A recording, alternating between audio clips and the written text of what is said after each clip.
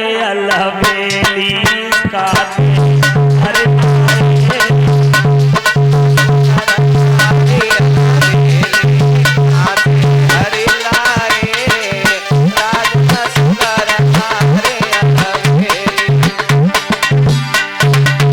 काते हर लाए प्रभु जी सुघड़ तारे अलबेली काटे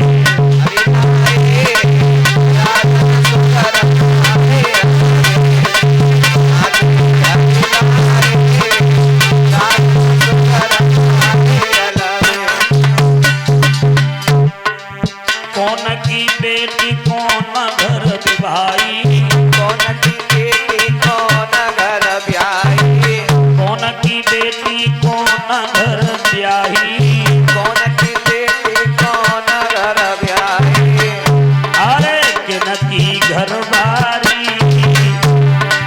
प्रभु जी सुघड़ कार्य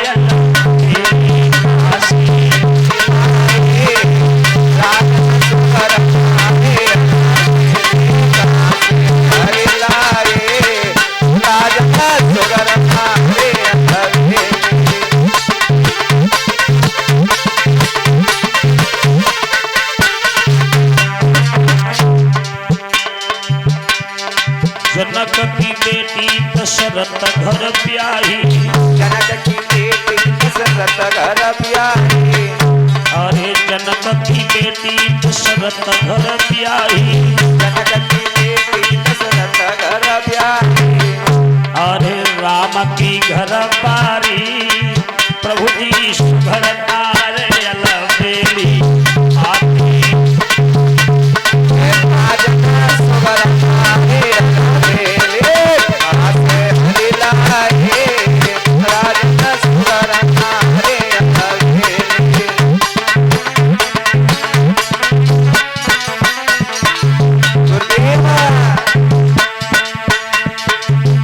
मत सोना मुसाफिर नींद भरी मत सोना मुसाफिर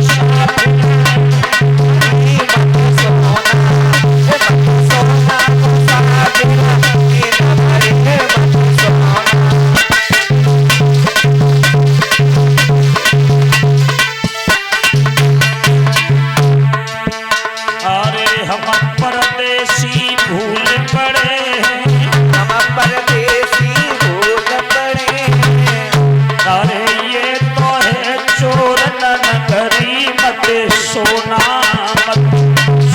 मुसाफिर भरी मत सोना सोना मुसाफिर सोना मुसाफिर मत सोना मत सोना मुसाफिर नींद भरी मत सोना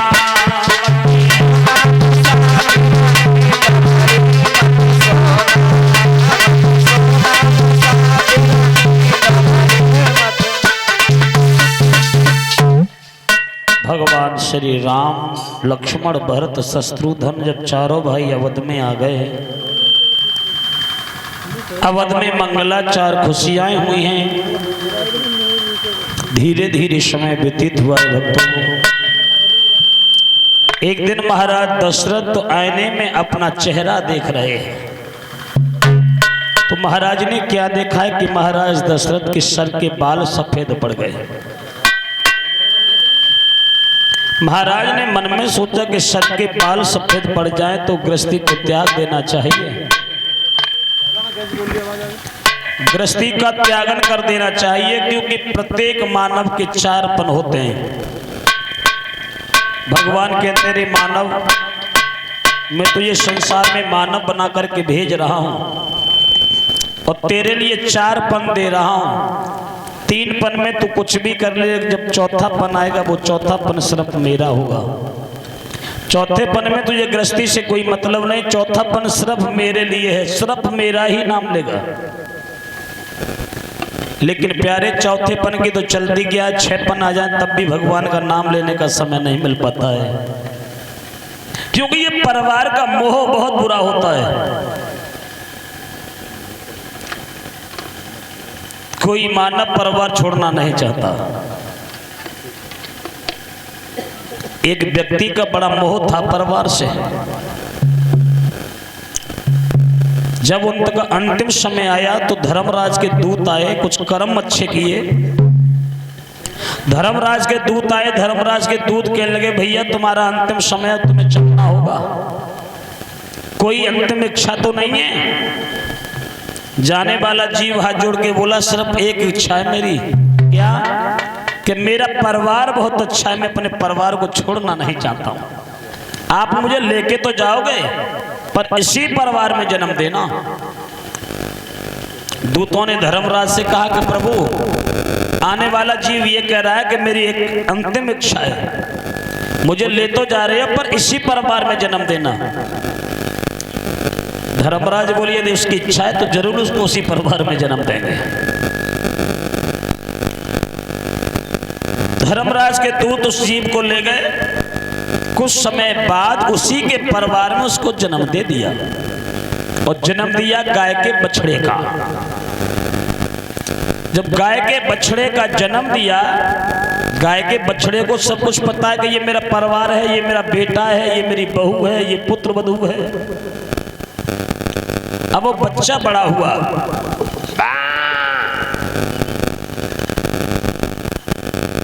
जब बच्चा बड़ा हुआ,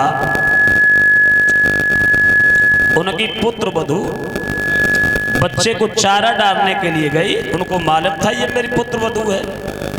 जैसे चारा डाला, चारा डाल के हटी, उन्होंने ऐसा सींग लगाया उस पुत्र वधू को नीचे गिरा दिया।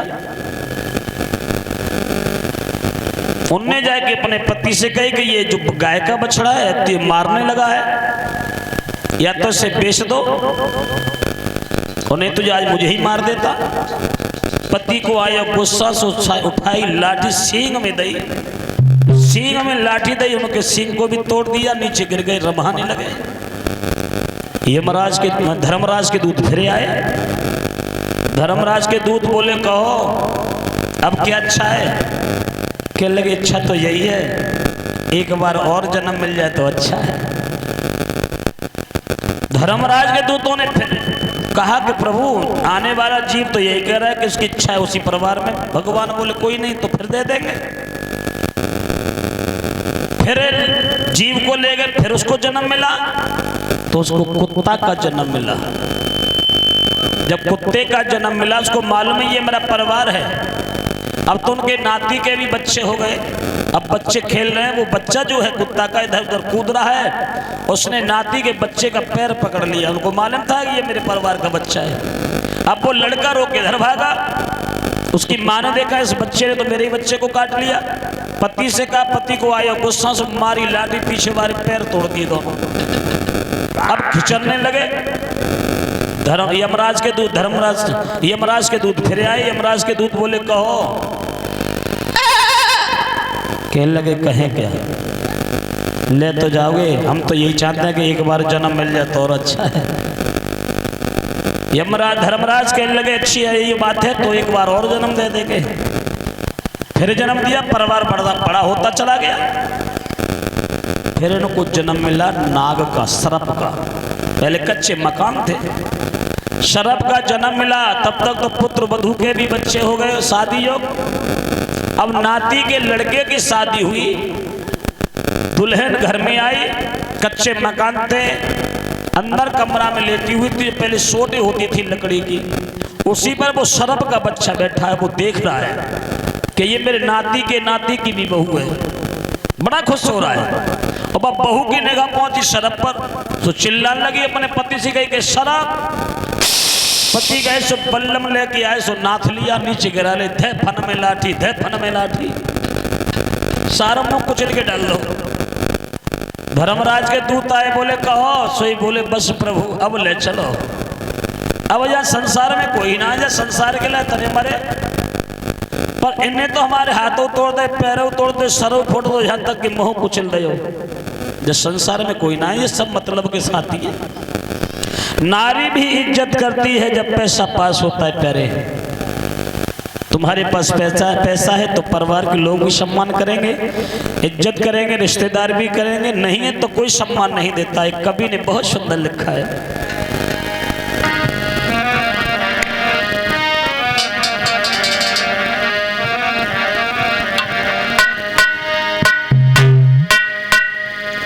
कि कर ले प्रभु को भजन नहीं पछताएगा, झूठा है संसार के धोखा खाएगा।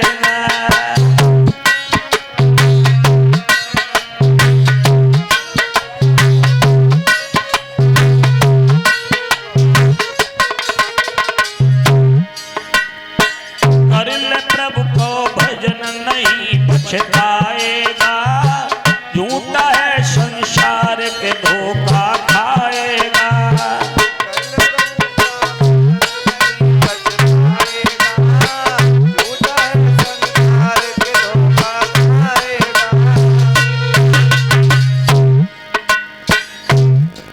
तू कहता मेरा मेरा और यहाँ न कोई तेरा,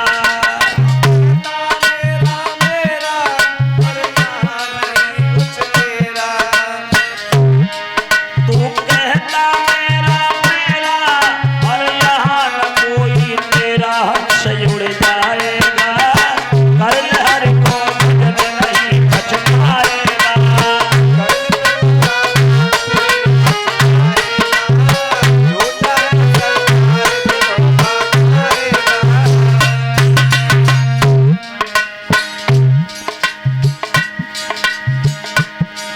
मतलब की दुनियादारी सुध माता पिता और नारी,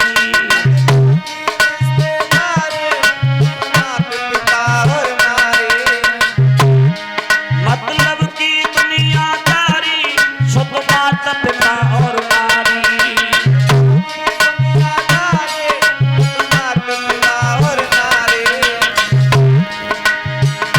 खाक हो जाएगा, कर ले हरि को भजन नहीं पछताएगा।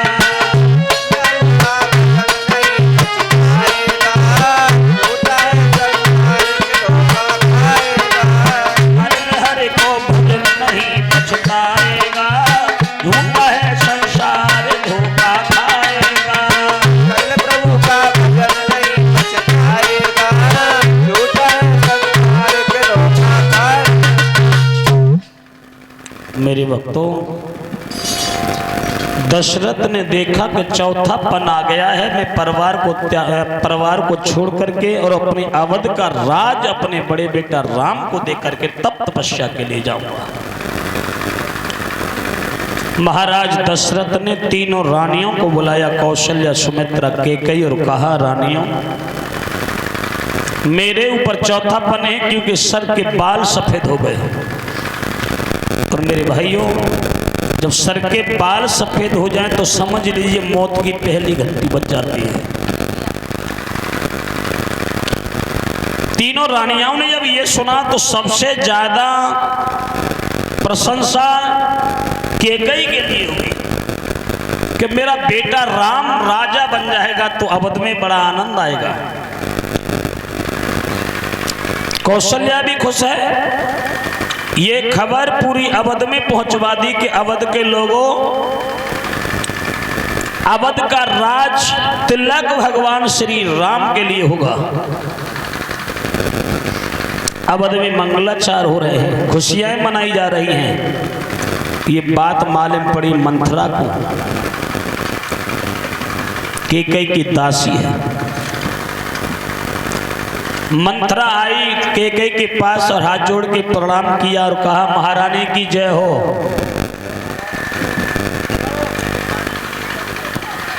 हेलो। महारानी के चरणों में दासी का प्रणाम स्वीकार हो। खुश रहो, बार बार प्रणाम हो।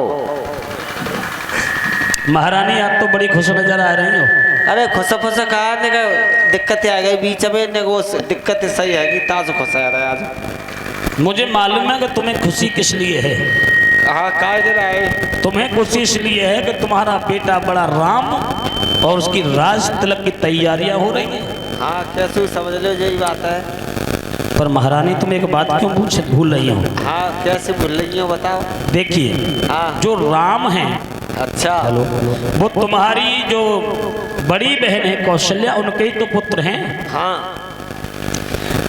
लेकिन महारानी सौते का बच्चा तो सौते का ही होता है।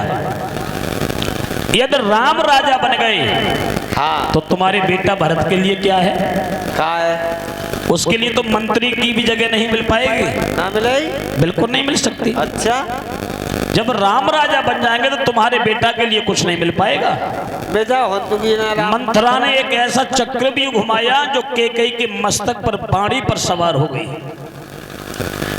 केकई ने यह सोच लिया कि ये मंथरा सही कह रही है, तो बेटा बड़ा राम राजा बन गया तो मेरे बेटा भरत के लिए कुछ नहीं मिलेगा। अब केकई के मन में यह विश्वास हो गया कि केकई ने कही मंथरा ने सत्य कहा है, पर मैं करूं क्या?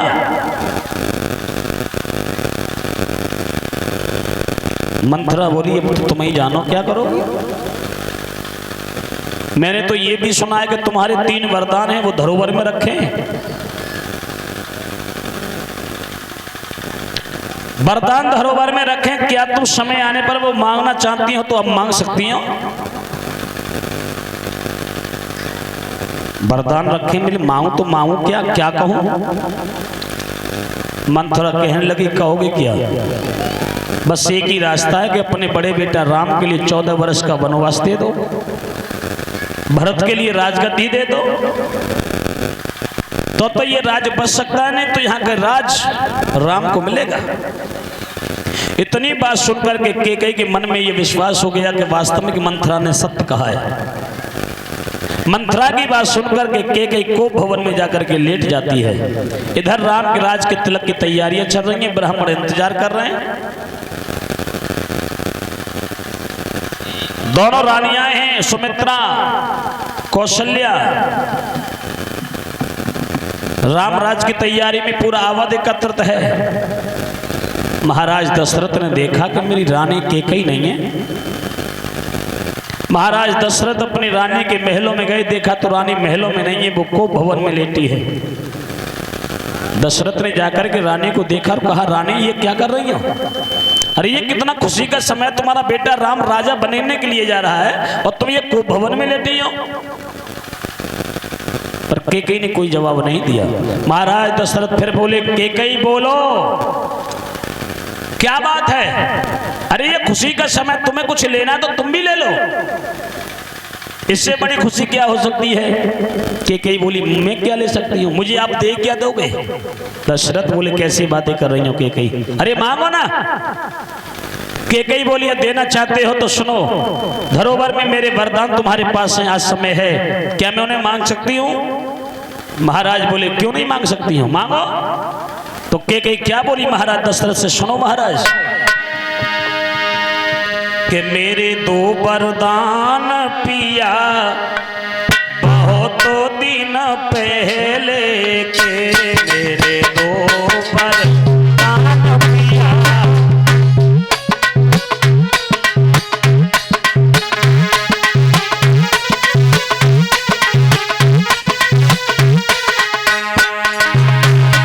मेरे 2 वरदान पिया बहुत दिन पहले, मेरे 2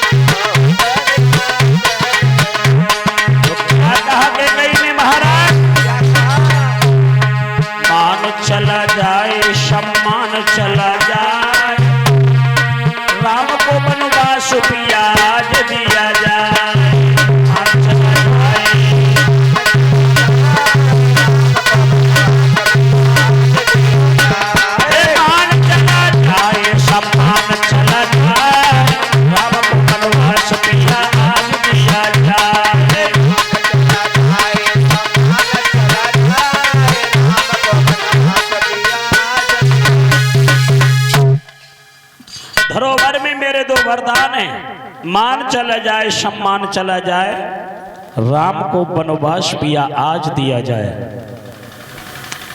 मैं ये चाहती हूं कि मेरे बेटा भरत के लिए राजगद्दी अवध की, बेटा राम के लिए 14 बरस का वनवास। जो इतनी बात सुनी महाराज दशरथ सोई पछाड़ खा के गिर गए और महाराज बेहोश हो गए। राम ने देखा बहुत देर हो गई पिताजी नहीं आए, तो राम भी उधर ही पहुंचे जहां महाराज दशरथ बेहोश पड़े हैं। राम ने जाके पिता को उठाया, कहा पिताजी क्या बात है? वहां राज तिलक की तैयारियां चल रही हैं। दशरथ को जब उठाया तो दशरथ की आंखों से आंसुओं की धार चल रही थी। राम पूछने लगे बात क्या है, पर दशरथ बता नहीं रहे। राम बोले पिताजी तुम्हें मेरी सौगंध है, मुझे बताओ नहीं बात क्या है। दशरथ बोले बेटा राम, तुम्हारी मौसी ने तुम्हारे लिए 14 बरस का वनवास मांगा है, तुम्हारे भाई भरत के लिए राजगद्दी। श्री राम इतनी बात सुन के हंसने लगे।